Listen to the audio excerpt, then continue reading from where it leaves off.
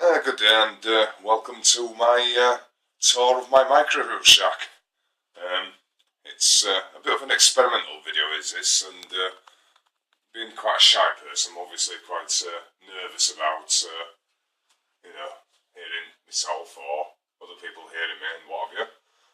I've got my son filming, so if it's a bit shaky, there you go. Right, could you do me a favour and just sort of like filmed these little wires here, because what the micro shack is, it's actually a small cupboard where I do all my ham radio work and the such like. And if I just move the cat bed out of the way, and if we pan over here, that's a good word, isn't it? Pan. Right, film up here, showing me putting the bar in. Just stops the cupboard doors closing on me, and into the small cupboard under the steps.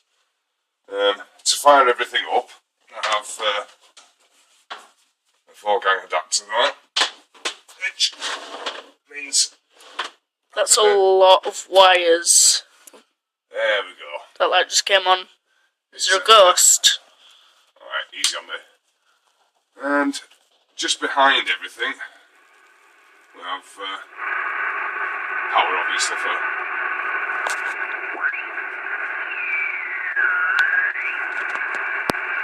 obviously not a right lot at this time of night.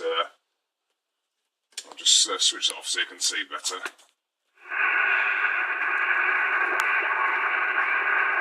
That's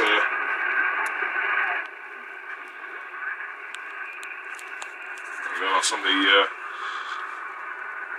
20-metre band, so not a right lot going on. It's quite late at night. I've got my oscilloscope here, quite an old Farnell machine. It's rated up to 40 megahertz, but I've been able to push it to 60 quite easily.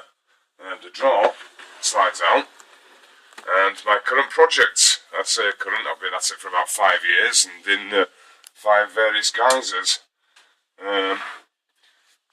The whole point of this is to actually convert it to a VHF radio.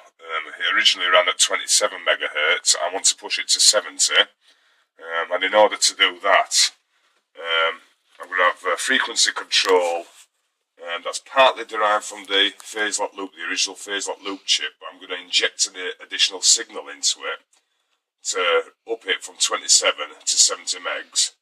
The transmitter mixing circuit plus the receiver mixing circuit will have to be modified, and obviously all the bandpass filters and everything like that will be modified, so it'll be able to receive and transmit on 70. So that's ongoing. I mean, this is like the 4th board that I've experimented on, and with each CB I butcher, I do get a little bit closer.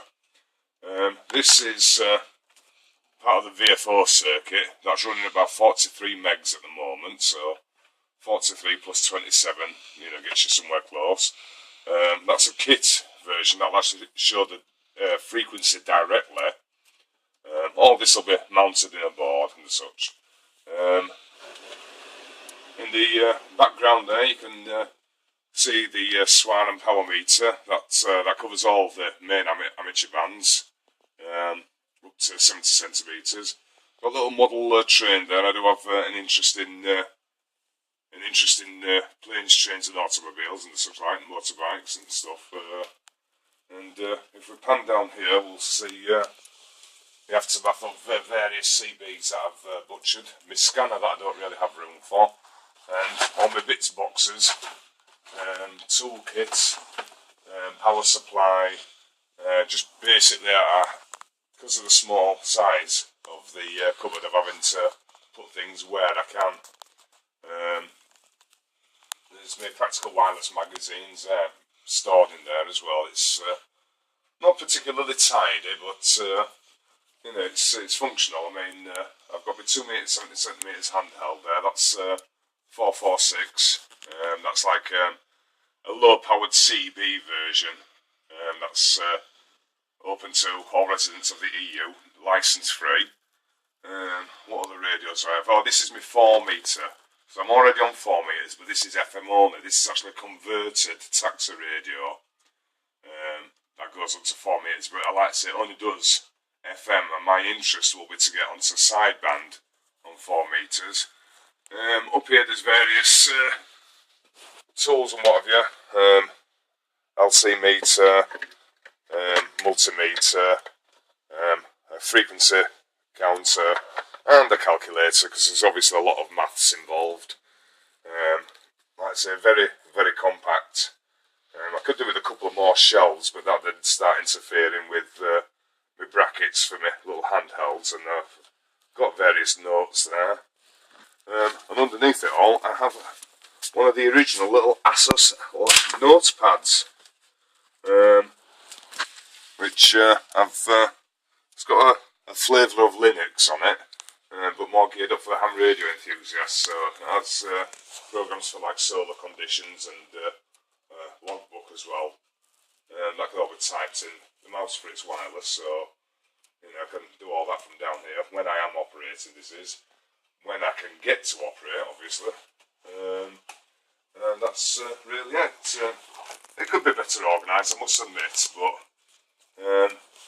for the for the amount of time I do spend in here, it seems to suit.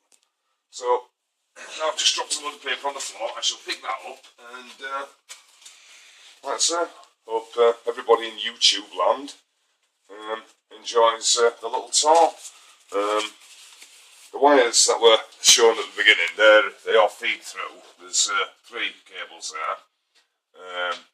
2 of the antennas are actually in the loft, and the other one is out connected to what we call the stench pipe, which is like a vent pipe for the toilet. So, but I don't have a right lot of room outside either. I mean, there are only small houses of these, through terrace we call them. Small garden, so I am limited in where I can put my aerials, and with me interest covering everything from HF through to VHF, obviously I need a good selection of aerials. So it's like with my shack, my aerials are sort of like plonked where I have the space. So right, that covers it. Like I say, just an experimental video. Hope you've enjoyed. Take care, and 73s.